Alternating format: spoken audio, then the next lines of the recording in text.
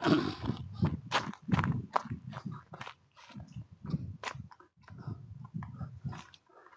บายดี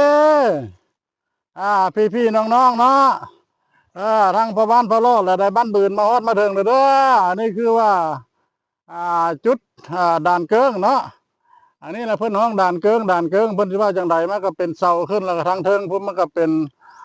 เป็นแผ่นใหญ่ๆเนาะเอออ่าถือว่าได้มาฮอดมาถึงแล้วถือว่าบรรยากาศนี่โอ้ยสวยสดงดงามมาผู้ใดมาเห็นแล้วก็มัน แปลกใจที่สุดเนาะผมเคยเห็นมาก่อนเนาะนี่เด้อพ่อบ้านพาเลาะยืนอยู่นี่เด้อนี่ละสบายเด้สบายเด้วิวมาเบิ่งวิวน้ำกันเด้อ